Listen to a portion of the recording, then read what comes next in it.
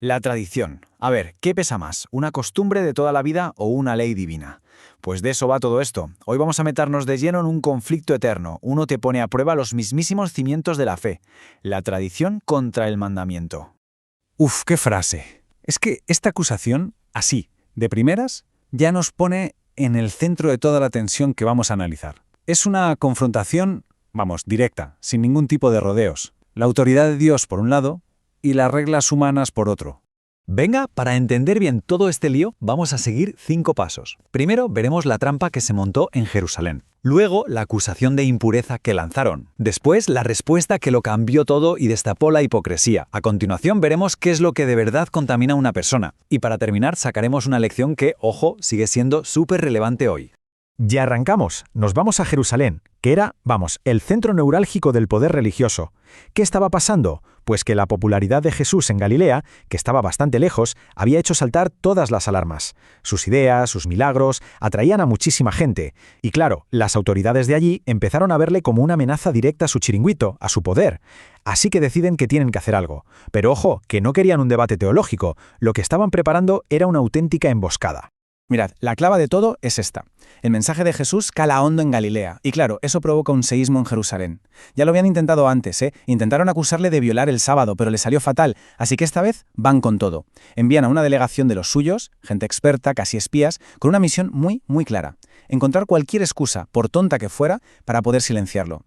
A ver, que esto quede clarísimo, ¿vale?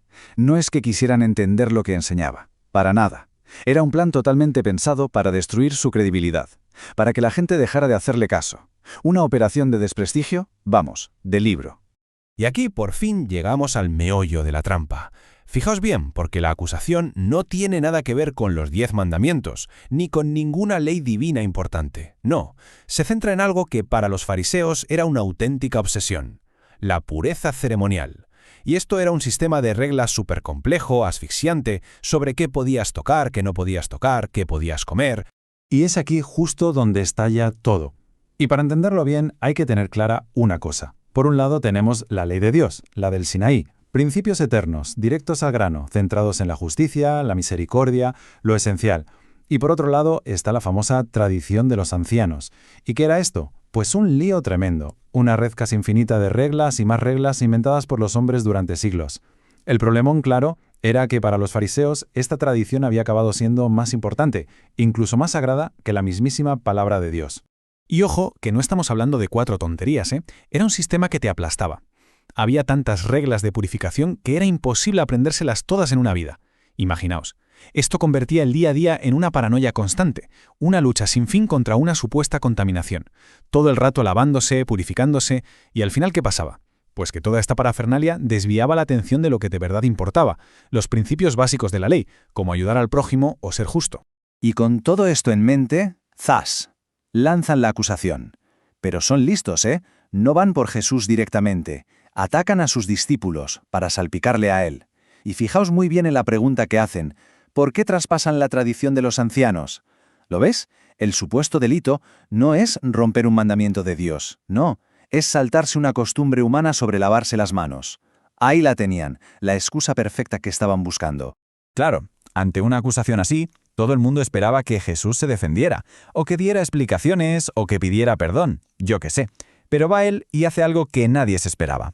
Pasa olímpicamente del tema de las manos y lanza un contraataque brutal, uno que deja a sus acusadores cao, porque saca a la luz una hipocresía muchísimo más grave.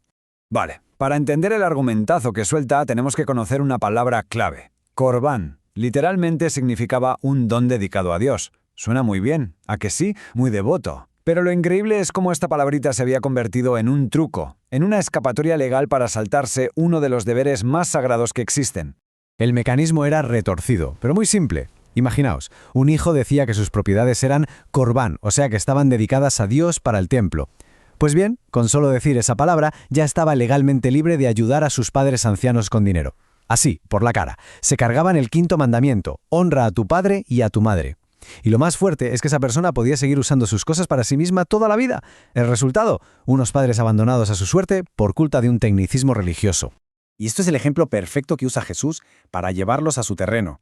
Es que al enseñar esto, al permitir esta trampa, los rabinos estaban diciendo básicamente que sus reglas y su autoridad estaban por encima de las de Dios, ni más ni menos. Estaban dejando claro que para ellos sus tradiciones pesaban más que los mandamientos de toda la vida. Y entonces, para rematar, les cita al profeta Isaías y los deja sentenciados. Les viene a decir que su religiosidad es puro teatro, una fachada, que le honran de boquilla, pero que su corazón está a años luz de Dios. ¿Por qué? Porque han cambiado sus mandamientos por doctrinas inventadas por ellos mismos. Vamos, la definición del libro de la hipocresía. Bueno, después de dejar en evidencia a los fariseos, Jesús se gira hacia la gente, hacia la multitud, para enseñarles uno de los principios más potentes y revolucionarios de todo su mensaje. Y es que la verdadera contaminación, lo que de verdad nos ensucia, no viene de fuera, viene de dentro. El contraste es que es brutal. Para los fariseos, ser impuro era algo de fuera, no lavarte las manos, tocar algo prohibido, cosas así. Pero para Jesús, la impureza de verdad, la que cuenta, nace dentro, en el corazón. Los malos pensamientos, la envidia, el orgullo, las palabras que hacen daño, los actos injustos, eso es lo que de verdad contamina a alguien.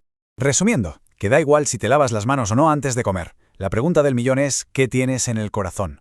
La integridad, la bondad, la justicia, eso es lo que te hace puro. No cumplir al dedillo un montón de rituales vacíos que se han inventado 4. Y claro, sus discípulos se le acercan y le dicen, «Oye, que los fariseos se han cabreado muchísimo con lo que has dicho». Y la respuesta de Jesús es cortante. Compara todas esas tradiciones humanas con plantas que no ha plantado su padre. Y dice que da igual lo antiguas que sean o lo importantes que parezcan. Si no vienen de Dios, están destinadas a ser arrancadas de raíz. Solo lo que viene de Dios es lo que perdura. Y con esto llegamos ya a la parte final, porque lo interesante de todo esto es que no fue una bronca puntual que pasó hace 2000 años y ya está. No, es el ejemplo perfecto de un conflicto que se repite constantemente a lo largo de la historia. A ver, de toda esta historia podemos sacar 4 ideas clave, que valen para hoy perfectamente. La primera, ninguna regla humana puede pisotear un mandamiento divino. Punto. La segunda, la pureza de verdad está en el corazón, no en lo que haces por fuera. Tercera, la devoción se demuestra obedeciendo a Dios, no haciendo rituales por hacer. Y la cuarta, la palabra de Dios es la máxima autoridad y está por encima de cualquier costumbre. Y aquí es donde la historia nos da una bofetada de realidad. Porque esta manía de cambiar los mandamientos de Dios por nuestras propias reglas, por lo que nos conviene, eso no se quedó en el siglo I, ni de broma. Lo vemos hoy por todas partes, en la política, en la religión, hasta en nuestra propia vida, cada vez que ponemos nuestras ideas por delante de principios como la justicia o la verdad. Y así llegamos al final. Y la pregunta que se queda flotando en el aire es inevitable. Y nos toca a todos de cerca. ¿Qué tradiciones de las nuestras, de las de hoy en día, qué costumbres que damos por sentadas, podrían estar tapando, quizás sin darnos ni cuenta, los principios más básicos y eternos de la verdad?